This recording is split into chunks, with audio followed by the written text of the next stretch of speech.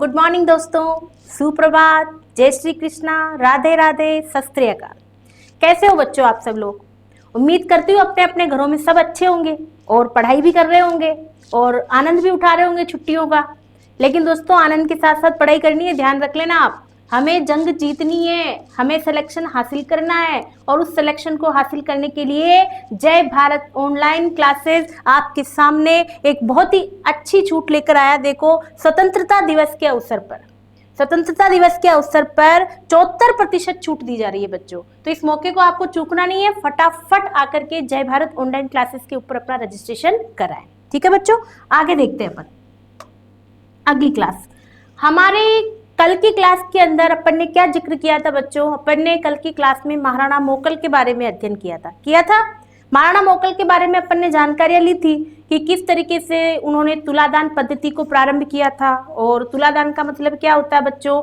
कि गरीबों के अंदर अपने बराबर का सोने और चांदी को बांट देना। जैसे सोने चांदी से किसी भी शासक को तोला जाता है तो उस सोने चांदी को गरीबों के अंदर बांट देना क्या कहलाता है बच्चों? तुलादान कहलाता है। यहाँ तक अपन ने चर्चा करी थी और भी अपन ने कुछ जानकारियां ली थी। विष्णु भट्ट, योगेश्वर भट्ट और आपके इसके शिल्पकार के बारे में भी अपन ने अध्ययन किया था। तो दोस्तों महाराणा मोकल के बारे में अपन ने यहाँ तक अध्ययन किया था। अभी उनके जीवन की बहुत सारी चीजें बाकी है, आओ देखते हैं अपन। महाराणा मोकल, हेडिंग डाल दो।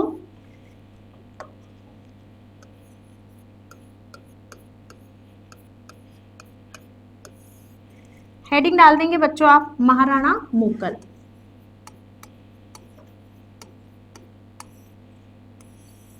महाराणा मोकल का शासनकाल क्या था बच्चों आपके सामने? 1421 से लेकर 1433 ईस्वी। यहां तक मैंने आप लोगों को महाराणा मोकल का शासनकाल लिखाया था। ठीक है, अब देखो महाराणा मोकल शासक बनेंगे शर्त के अनुसार। लाखाजी ने हंसाबाई से विवाह किया था, तो हंसाबाई के विवाह के अनुसार उनसे जन्मने वाला बालक कौन है? महाराणा मोकल। तो शर्त के अनुसार मेवाड़ का शासक कौन बनेगा बच्चों? मोकल। तो मोकल क्या बनते हैं? मेवाड़ के शासक बन जाते हैं। तो आप लिखेंगे यहाँ पर मेवाड़ में शासक कौन है बच्चों? देखना अच्छे से, लिखना जरूरी नहीं है, पहले देखो अच्छे से। मेवाड़ में शासक कौन है बच्चों? मोकल। मेवाड़ में शासक कौन है बच्चों? मोकल। मोकल जब मेवाड़ के शासक बनते हैं तो मोकल उम्र में छोटे हैं। तो दोस्तों इनकी जो माता है, मोकल की माता का नाम क्या है बच्चों? मोकल की माता का नाम क्या है? हंसाबाई। रणमल राठौड़ की बहन थी, इनके साथ ही विवाह हुआ था हंसाबाई के साथ में ही राणा लाखा का। और हंसाबाई से जो बालक जन्मा है वो मोकल है। अब दोस्तों मोकल के भाई का नाम क्या है? राणा चुंडा। राणा चुंडा ने क्या कसम खाई थी? कि मैं मेवाड़ की रक्षा करूंगा और मेवाड़ की रक्षा करूंगा और आजीवन विवाह नहीं करूंगा। इसलिए ये क्या कहला रहे हैं? मेवाड़ के भीष्म पितामह कहला रहे। ठीक है बच्चों, तो ये जो राणा चुंडा है ये क्या करते हैं साहब? अब मोकल के संरक्षक बन जाते हैं। राणा चुंडा मोकल के क्या बन जाते हैं? संरक्षक बन जाते हैं। भाई बड़ा भाई है और वीर भी है, तो राणा चुंडा जो है इसके मोकल के क्या बन जाते हैं बच्चों? संरक्षक बन जाते हैं। क्या बन जाते हैं? संरक्षक बन जाते हैं। अब जब राणा चुंडा मोकल के संरक्षक बन जाते हैं तो ये जो हंसाबाई है ना, हंसाबाई क्या करती है? राणा चुंडा को शक की नजर से देखती है बच्चों। कैसी नजर से देखती है ये राणा चुंडा को? ये राणा चुंडा को शक की नजर से देखती है। शक की नजर से क्यों देखती है बच्चों? क्योंकि ये एक तो सौतेली माँ है, शक की नजर से देखती है। क्या देखती है? क्यों देखती है शक की नजर से? क्योंकि राणा चुंडा के बारे में सोचती है कि कहीं यह मेरे पुत्र को मारकर या मेरे पुत्र को नुकसान पहुंचाकर मेवाड़ का शासक ना बन जाए। इस तरीके की बात किसके दिमाग में आती है? हंसाबाई के दिमाग में, क्योंकि मोकल जो है राणा चुंडा के कंपैरेटिवली कमजोर है। तो राणा चुंडा के बारे में ऐसा सोचती है। जब राणा चुंडा को यह एहसास होता है कि माँ मुझे गलत नजर से देखती है, शक की नजर से देखती है, तो सारा राजपाट छोड़ करके बच्चों राणा चुंडा कहाँ चले जाते हैं? मांडू चले जाते हैं, जो कि मालवा में। कहाँ चले जाते हैं? मांडू मालवा में चले जाते हैं। कहाँ चले जाते हैं बच्चों? मांडू में चले जाते हैं। अब देखना, रामायण के अंदर श्री राम भी सारा राजपाट किसके लिए छोड़ करके वन में चले गए थे बच्चों? अपने भाई भरत के लिए, माता कैकेयी के कहने के कारण। तो यहाँ पर भी हंसाबाई के सोचने के कारण राणा चुंडा जो है मेवाड़ छोड़ करके कहाँ चले जाते हैं? मालवा चले जाते हैं और आजीवन विवाह भी नहीं करते हैं। इसीलिए बच्चों राणा चुंडा को अपन ने मेवाड़ का क्या कहा है? मेवाड़ का एक तो भीष्म पितामह कहा अपन ने, क्या कहा इनको? मेवाड़ का भीष्म पितामह है। और क्या कहा बच्चों इन्होंने? इनको अपन ने मेवाड़ का राम भी कहा है। मेवाड़ का राम भी कहा है और मेवाड़ का भीष्म पितामह भी कहा है। किसको कहा अपन ने? राणा चुंडा को। अब क्या होता है, राणा चुंडा तो मालवा चले जाते हैं। अब हंसाबाई सोचती कोई तो मेरे पुत्र का संरक्षक बनकर आना चाहिए, कोई तो मेरे पुत्र की रक्षा के लिए होना चाहिए। तो क्या करती है साहब, वो कहते ना दोस्तों, सारी चीजें एक तरफ और जोरू का भाई एक तरफ। तो यहाँ पर भी हंसाबाई को अपने मेवाड़ में किसी पर विश्वास नहीं हुआ, इसलिए मारवाड़ से अपने भाई को बुलवा लिया बच्चों। और हंसाबाई का भाई कौन है? रणमल राठौड़। हंसाबाई का भाई कौन है? रणमल राठौड़। तो रणमल राठौड़ को यहाँ से बुला लेती है।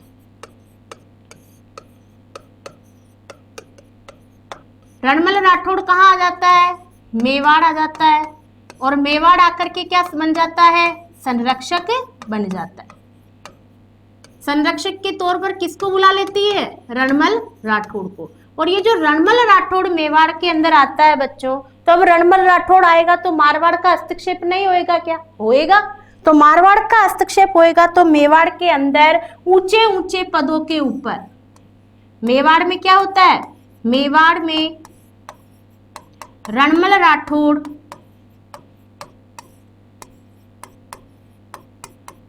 राठौड़ अपना वर्चस्व बनाने लगता है।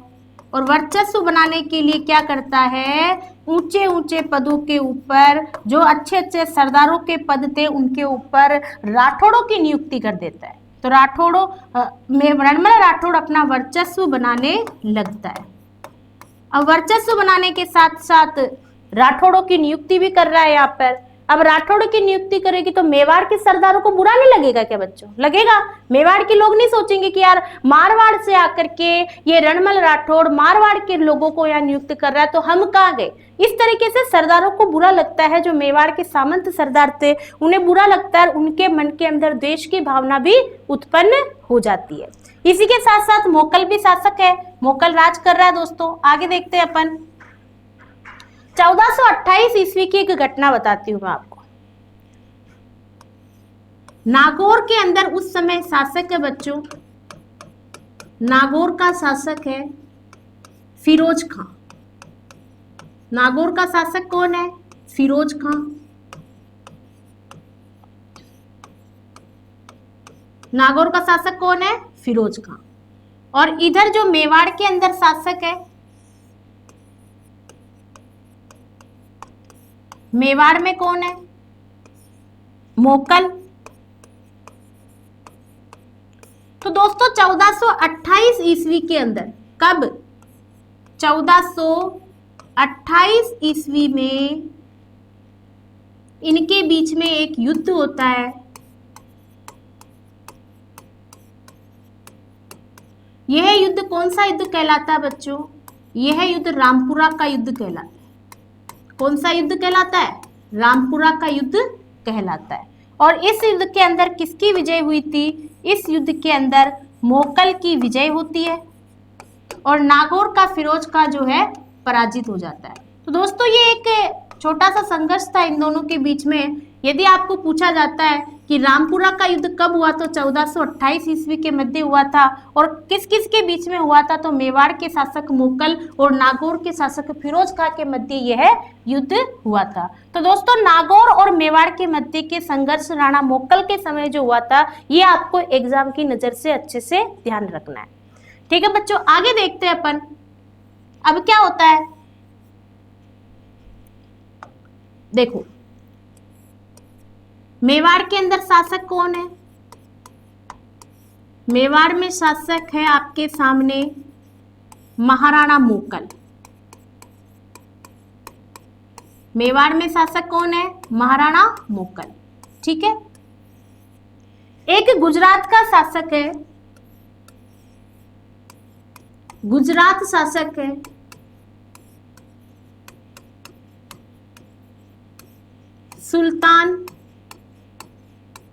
सुल्तान अहमद शाह है।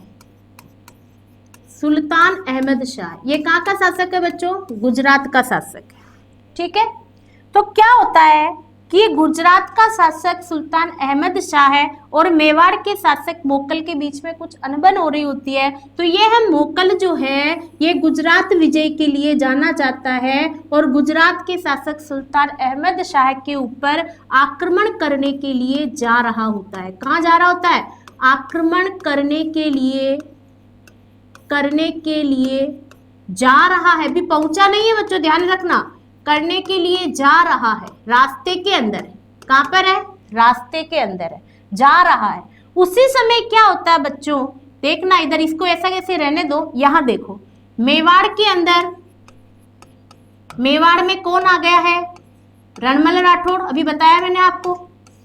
मेवाड़ में जो रणमल राठौड़ है बच्चों, इसने क्या किया है कि मेवाड़ के अंदर ऊंचे पदों पर, कहां पर? ऊंचे पदों पर, अभी बताया मैंने आपको, तो लिख लो यहां पर आप ये लाइन, ऊंचे पदों पर राठौड़ों की नियुक्ति कर देता है। ऊंचे पदों पर राठौड़ों की नियुक्ति कर देता है। किसकी नियुक्ति कर देता है? राठौड़ों की नियुक्ति कर देता है। इससे क्या होता है बच्चों? इससे मेवाड़ के सरदार चिढ़ जाते हैं। कौन चिढ़ जाता है इससे? मेवाड़ के सरदारों को बुरा लगता है। किसके कारण बुरा लगता है? मेवाड़ के सरदारों को बुरा लगता है।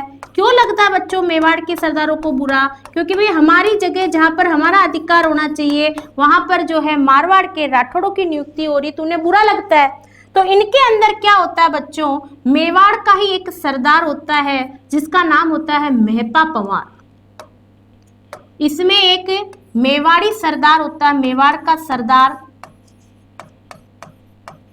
का सरदार होता है जिसका नाम क्या था बच्चों? मेहपा पंवार। ये जो मेहपा पंवार था मेवाड़ का सरदार, ये क्या करता है, एक चाचा व मेरा नाम के, चाचा व मेरा, ये दोनों भाई थे। चाचा व मेरा दोनों भाई हैं। ये दोनों बच्चों किसके पुत्र हैं? आप लोगों को मैंने राणा क्षेत्र सिंह पढ़ाया। तो राणा क्षेत्र सिंह की एक दासिन हुआ करती थी, खातिन दासिन। उस खातिन दोस्तों, पहले क्या होता था कि राजा महाराजा अपना समय पास करने के लिए दासियों के साथ में संबंध बना लिया करते थे और उन संबंध से जो संतान जन्मती थी उन्हें महाराणा या राजा नहीं बनाया जाता था। उन्हें छोटी मोटी जमीन रियासत, छोटी मोटी जगह देकर के ही उन्हें संतुष्ट कर दिया जाता था। तो यहाँ पर दोस्तों चाचा व मेरा जो है यह दोनों राणा क्षेत्र सिंह के दासी के पुत्र हैं। किसके पुत्र हैं ये? जो आपके राणा क्षेत्र सिंह थे ना, राणा क्षेत्र सिंह की खातिन दासी के पुत्र। राणा क्षेत्र सिंह की खातिन दासी के पुत्र है। कौन है बच्चों ये खातिन दासी के पुत्र? चाचा व मेरा किसके पुत्र है? राणा क्षेत्र सिंह की खातिन दासी के पुत्र है। तो ये मेवाड़ का मेहपा पंवार जो है ना सरदार, ये चाचा और मेरा को भड़का देता है। इनको कहता है कि मेवाड़ के ऊपर तो जब राठौड़ राज कर रहे हैं तो तुम उनसे बुरे थोड़ी हो यार, तुम्हारा अधिकार होना चाहिए, ये क्या हो रहा है? तो इस तरीके से ये जो आपके मेहपा पंवार था ये इनको क्या कर देता है बच्चों, इनको भड़का देता है कि अपन मिलकर के भड़का देता है और क्या कर देता है, इनको कहता है कि मोकल की हत्या कर दो। तो इसे मेहपा पंवार के कहने पर चाचा व मेरा किसकी हत्या कर देते हैं? मोकल की हत्या कर देते हैं। मोकल की क्या कर देते हैं? हत्या कर देते हैं। अब कैसे करते हैं हत्या, देखो ये तो मैंने आप लोगों के लिए एक भूमिका तैयार करी है बच्चों कि हत्या करने की साजिश कहां से और क्यों तैयार हुई थी। तो मेवाड़ के अंदर जो रणमल राठौड़ था वह ऊंचे पदों के ऊपर राठौड़ों की नियुक्ति कर रहा था, यहाँ तक हमें समझ में आया। अब जब राठौड़ आ रहे थे तो मेवाड़ी सरदार चिढ़ रहे थे, जब मेवाड़ी सरदार चिढ़ते हैं तो उनमें से एक आधा तो उग्रवादी हो ही जाता है बच्चों। तो इनके अंदर एक मेपा पवार सरदार होता है, वो सोचता है यार मैं तो कुछ करूंगा। तो ये क्या करता, मेपा पवार चाचा और मेरा जो थे ना खातिन दासिन के पुत्र थे, ये खातिन दासिन दोस्तों राणा क्षेत्र सिंह की जो एक दासी थी, खातिन दासी थी, उस दासी से जन्मे पुत्र थे ये। तो इन दोनों को ये मेपा पवार भड़का देता है, और दोस्तों भड़कने में आदमी सबसे पहले आता है। तो यहाँ पर क्या करता है, चाचा मेरा भड़क जाते हैं और भड़क करके क्या करते हैं, ये मोकल की हत्या करने की साजिश बनाते हैं। अब साजिश कैसे बनाएंगे, देखो इधर क्या होता है, 1433 ईस्वी के अंदर गुजरात के शासक सुल्तान अहमद शाह को ये मेवाड़ का शासक महाराणा मोकल पराजित करने जा रहा है, अभी गया नहीं, पहुंचा नहीं है, ये जा रहा है। तो जा रहा है जब ये क्या होता है यहाँ पर कि झीलवाड़ा नामक स्थान पर, जिसे आप भीलवाड़ा कहते हो, झीलवाड़ा नामक स्थान पर, झीलवाड़ा नामक स्थान पर मोकल की सेना जब विश्राम कर रही होती है, यहाँ पर रुकी होती है, तो झीलवाड़ा नामक स्थान पर मोकल के ऊपर चाचा व मेरा क्या कर देते हैं, चाचा व मेरा अटैक कर देते हैं साहब, अचानक आक्रमण कर देते हैं, चाचा व मेरा आक्रमण कर देते हैं और इसके अंदर मोकल की हत्या हो जाती है। चाचा व मेरा आक्रमण कर देते हैं और इससे किसकी हत्या हो जाती है, मोकल की क्या हो जाती है बच्चों, हत्या हो जाती है। हत्या इसलिए लिख रहे हैं क्योंकि अचानक से हत्या करी ना छल से। महाराणा मोकल तो खुद युद्ध करने जा रहा था, लेकिन बच्चों इस बात की जानकारी नहीं थी मोकल को, और चाचा मेरा ने अचानक पीछे से अटैक कर दिया। तो इसके अंदर महाराणा मोकल की क्या हो जाती है, हत्या हो जाती है, या वीर गति को प्राप्त हो जाते हैं, आप कुछ भी समझ सकते हैं यहाँ पर। तो महाराणा मोकल की हत्या हो जाती है। इसके दरमियान साथ में महाराणा मोकल की एक रानी भी थी बच्चों, कर्णवती इनकी रानी इनके साथ में थी। यह रानी भी दोस्तों 500 सैनिकों के साथ में युद्ध करती है, 500 सैनिकों के साथ युद्ध करते हुए वीरगति को प्राप्त होती है। पहले समय आने पर रानियां भी युद्ध करती थी बच्चों, सैनिकों के साथ युद्ध करती है। युद्ध तो आज भी करती है दोस्तों रानियां, युद्ध तो आज भी करती है रानियां, पर पहले रानियां वीरगति को प्राप्त हो जाती है, आजकल रानियां हमेशा विजय होती है। ठीक है ना दोस्तों, तो ध्यान रखना, रानियों से बचकर रहना चाहिए अपन को। आगे देखो, तो यहां तक आपको समझ में आया होगा बच्चों कि रणमल राठौड़ की मृत्यु किस तरीके से होती है। देखो मैंने आपको क्या बताया, अच्छे से देखना। अपन ने क्या चर्चा करी, मेवाड़ के शासक कौन है, मोकल। मोकल की माता कौन है, हंसाबाई। मोकल का संरक्षक कौन बन जाता है, उनका बड़ा भाई राणा चुंडा, जो कहाँ चला जाता है, मांडू चला जाता है, जो कहाँ पर है, मालवा में। मांडू के बारे में और भी चर्चा करेंगे अपन आगे। तो हंसाबाई जो है राणा चुंडा को क्या करती है बच्चों, शक की नजर से देखती है। जब वो राणा चुंडा को शक की नजर से देखती है तो ये राणा चुंडा जो है छोड़कर चला गया, इसलिए मेवाड़ का भीष्मपितामह और मेवाड़ का राम कहला रहा है। अभी मेवाड़ में कौन आ गया बच्चों, रणमल राठौड़ आ गया है। रणमल राठौड़ आएगा तो क्या करेगा दोस्तों, कोई भी आदमी, आज भी देख लो आप राजनीति के अंदर, जहां पर आदमी जो होता है ना वो अपने ही खास लोगों को वहां पर रखता है। ऊंची पोस्ट के ऊपर जो जैसा व्यक्ति होता है ना वो अपनों को ज्यादा अपने पास बुलाता है। तो यहाँ पर रणमल राठौड़ भी ऐसी राजनीति लगाता है, राठौड़ों की नियुक्ति करता है और अपना वर्चस्व ऊंचा करने का प्रयास करता है। और तो नागौर का शासक कौन है बच्चों, फिरोज का। नागौर और मेवाड़ के शासक मोकल के बीच में जो संघर्ष हुआ था वह किस युद्ध के नाम से जाना जाता है, रामपुरा के युद्ध के नाम से। कब हुआ था, 1428 ईस्वी में। ये आपको अच्छे से याद रखना, ये पूछा जा सकता है आपके एग्जाम में। उसके बाद में दोस्तों महाराणा मोकल की हत्या किस तरीके से हुई थी, मृत्यु। तो गुजरात के शासक अहमद शाह और मोकल के बीच में जो संघर्ष होने वाला था, उस संघर्ष के दरमियान जब महाराणा मोकल जा रहे थे तो रास्ते के अंदर उनकी दासी के पुत्र चाचा व मेरा के आक्रमण करने के कारण मोकल की मृत्यु हो जाती है। और मोकल की मृत्यु होने के बाद में दोस्तों मेवाड़ के शासक कौन बनेंगे, मेवाड़ के शासक महाराणा कुंभा बनेंगे। राजपूताने की शान है राणा, राजपूताने की आन है राणा, मेवाड़ की धरती धरती की मिट्टी मिट्टी और कण कण के अंदर गूंजती है वीरता, उसी राणा का नाम है कुंभा महाराणा। तो दोस्तों अगले शासक के बारे में हम अध्ययन करने जा रहे हैं, जिनका नाम क्या है दोस्तों, महाराणा कुंभा। तो अगली हेडिंग डाल दीजिए आप, अगले शासक है महाराणा कुंभा।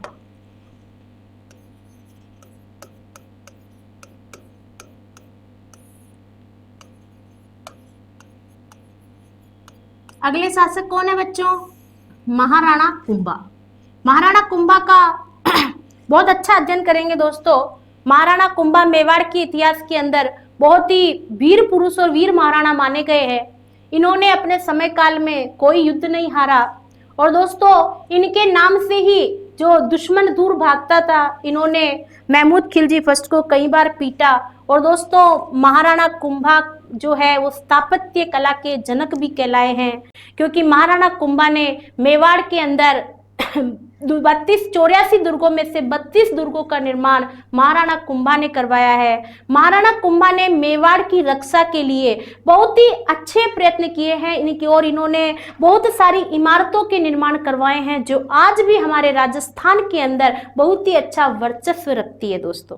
तो महाराणा कुंभा को बहुत ही गहराई से पढ़ना जरूरी है, और उनकी हर चीज में से सवाल आपके एग्जाम के अंदर आने के लिए भी छुपा हुआ है। और दूसरी बात, मेवाड़ की इतने अच्छे शासक की जानकारी तो हम सबको होनी ही चाहिए। तो दोस्तों अगले शासक पढ़ने जा रहे हैं अपन, महाराणा कुंभा। महाराणा कुंभा किनके पुत्र थे बच्चों, महाराणा कुंभा के पिता का नाम क्या है, पिता का नाम बताओ आप लोग महाराणा कुंभा के,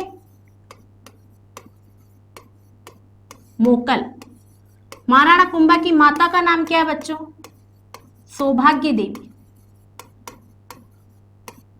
माता का नाम है सौभाग्य देवी। इनकी पत्नी का नाम क्या है, महाराणा कुंभा की पत्नी का नाम कुंभल मेरू।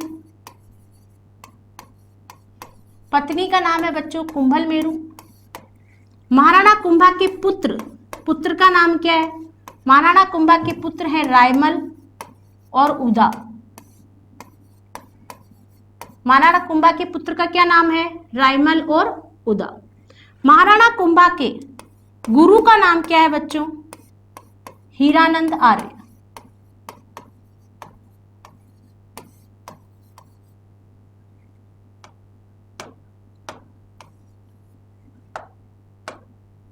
हीरानंद आर्य। महाराणा कुंभा के संगीत गुरु का नाम क्या है, महाराणा कुंभा के संगीत गुरु का नाम है सारंग व्यास।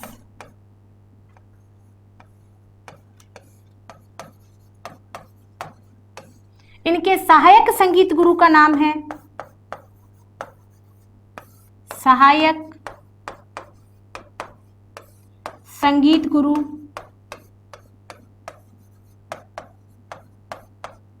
कान्हा व्यास। ये सब जो है ये कुंभा के एक छोटे से जीवन चरित्र के ऊपर एक झलक डाली अपन ने कि इनके पिता कौन है, मोकल। इनकी माता कौन है, सौभाग्य देवी। इनकी पत्नी कौन है, कुंभल मेरू। पुत्र है रायमल और उदा। गुरु है हीरानंद आर्य। संगीत गुरु है सारंग व्यास और सहायक संगीत है कान्हा व्यास। इसी के साथ दोस्तों इनकी पुत्री है रमाबाई। पुत्री का नाम क्या है, रमाबाई। इनकी जो पुत्री है रमाबाई ये संगीत विद्या में निपुण थी बच्चों। रमाबाई जो थी ना ये संगीत विद्या में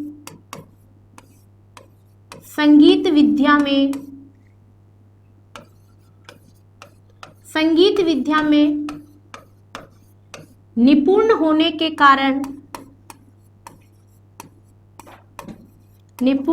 के कारण जावर उदयपुर के शिलालेख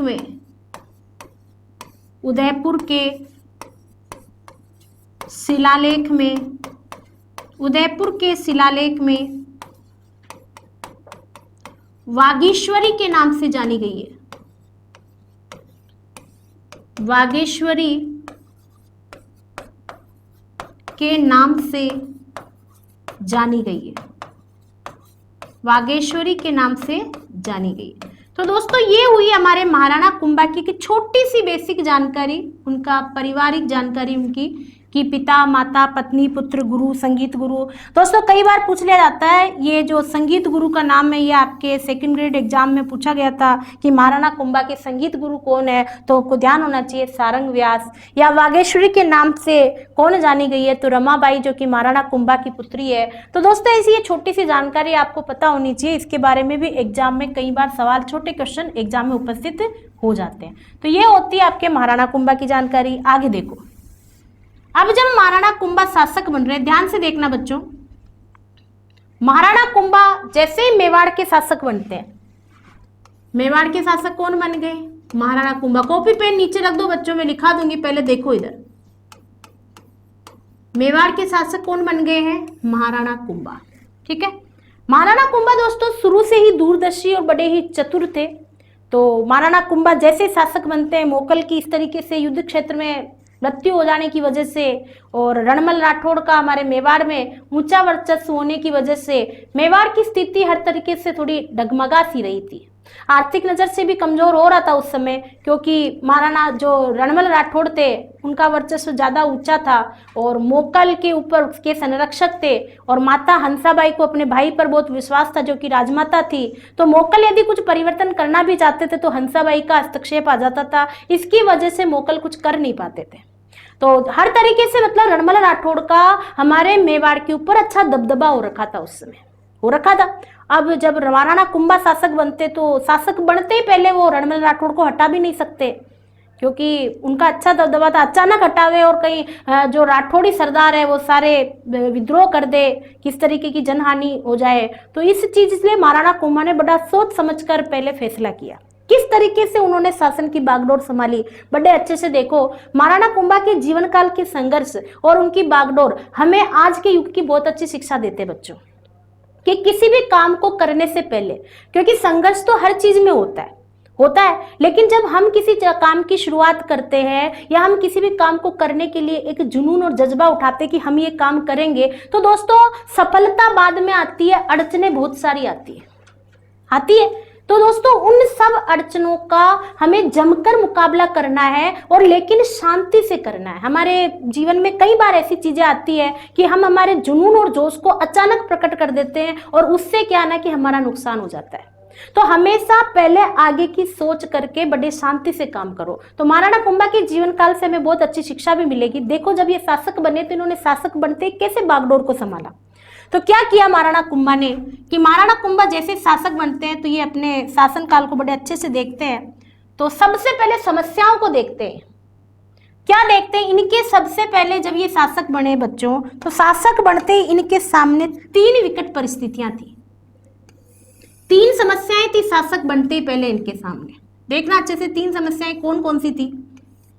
शासक बने, शासक बनते ही इन्होंने देखा कि इनके सामने 3 समस्याएं हैं।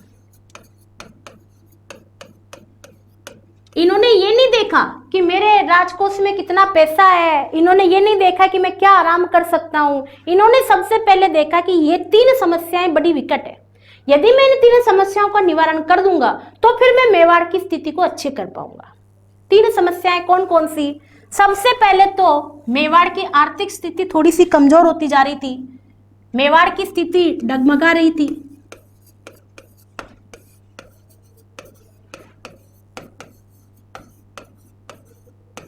मेवाड़ की स्थिति डगमगा रही थी। पहली परेशानी तो ये थी उनके सामने कि यार मेवाड़ के अंदर एकजुटता बांधनी है, मुझे सब लोगों को एक करना, यूनिटी में बांधना वापस। दूसरी समस्या क्या थी, पिता के हत्यारे खुले घूम रहे हैं, वो फिर से महाराणा कुंभा पर भी आक्रमण कर सकते हैं। पिता के हत्यारों से बदला लेना जरूरी है, उनको मारना जरूरी है। अगर उन्हें नहीं मारेंगे तो वो मेवाड़ को जरूर न कोई न कोई नुकसान पहुंचाएंगे। तो पिता के हत्यारों से बदला लेना। और तीसरी प्रमुख समस्या क्या है जिसके कारण ये सारी स्थितियां उत्पन्न हो रही है, मारवाड़ के रणमल राठौड़ का दमन करना। जब तक रणमल राठौड़ मेवाड़ में रहेगा तब तक मेवाड़ की स्थितियां सुधर नहीं पाएगी। तो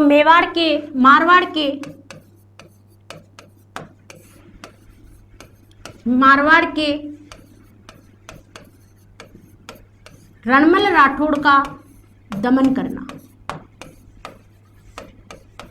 ये 3 समस्याएं महाराणा कुंभा के शासक बनते इसके सामने आ जाती है बच्चों।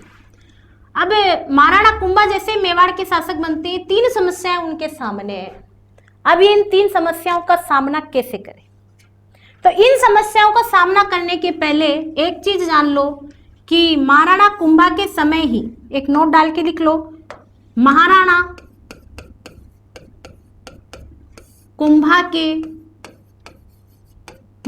कुंभा के शासनकाल में राणा चुंडा, जो कि मालवा चला गया था, मांडू, राणा चुंडा मालवा से मेवाड़ आ जाता है, वापस मेवाड़ आ जाता है। ये मेवाड़ के अंदर सहयोग करता है, पूरी तरीके से मेवाड़ आ जाता है।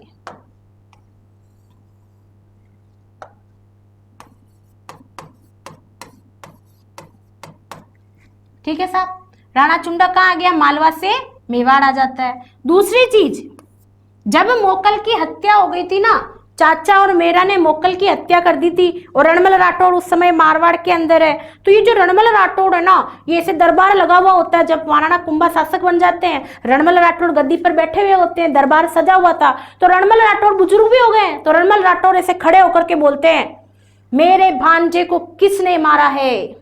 मैं रणमल राठौड़ प्रतिज्ञा करता हूं कि जब तक मैं मोकल के हत्यारों से बदला नहीं ले लेता, तब तक सर के ऊपर पगड़ी धारण नहीं करूंगा।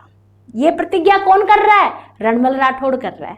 महाराणा कुंभा जानते हैं कि ये दिखावा है, केवल जानते हैं, लेकिन प्रतिज्ञा कर ली है, तो महाराणा कुंभा सोचते इस प्रतिज्ञा का कैसे फायदा उठाया जा सकता है। तो दोस्तों, रणमल राठौड़ ने क्या प्रतिज्ञा करी, ये एक नोट डालकर लिख लो। प्रतिज्ञा रणमल राठौड़ की। प्रतिज्ञा कौन कर रहा है? रणमल राठौड़ कर रहा है। क्या प्रतिज्ञा कर रहा है बच्चों? कि जब तक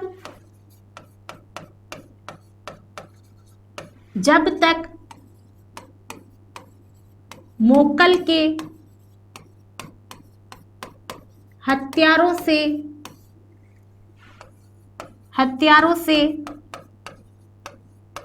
बदला नहीं ले लेता,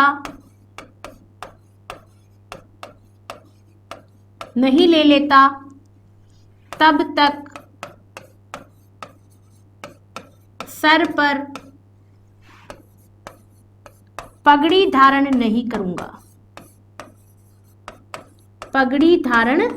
करूंगा। ये प्रतिज्ञा किसने करी है बच्चों? ये प्रतिज्ञा आपके रणमल राठौड़ ने करी है।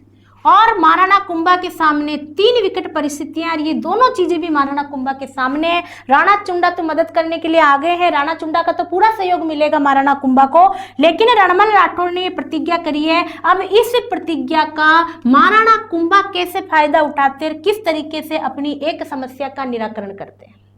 तो दोस्तों, किस तरीके से निराकरण करेंगे, कैसे महाराणा कुंभा अपनी समस्याओं का निराकरण करते हुए मेवाड़ के भावी शासक बनेंगे, तो इंतजार करिए। कल की क्लास के अंदर हम देखेंगे कि महाराणा कुंभा का जीवन काल किस तरीके से संघर्षमय होने के बावजूद भी मेवाड़ के भावी शासकों के अंदर गिना जाता है। ठीक है दोस्तों, तब तक अपना ध्यान रखें, सुरक्षित रहें और घर पे रह करके कंटिन्यू अपनी पढ़ाई करते रहें, क्योंकि पढ़ाई करना ही एक जज्बा और जुनून है जो आपको कभी हारने नहीं देगा। दोस्तों, मुश्किलों से भाग जाना आसान होता है, जिंदगी का हर पहलू एक इम्तिहान होता है। हार कर तो हर कोई जिंदगी जी लेता है, लेकिन जीतना ही जिंदगी का सबसे बड़ा काम होता है। तब तक ध्यान रखें। जय हिंद, जय भारत। ठीक है बच्चों।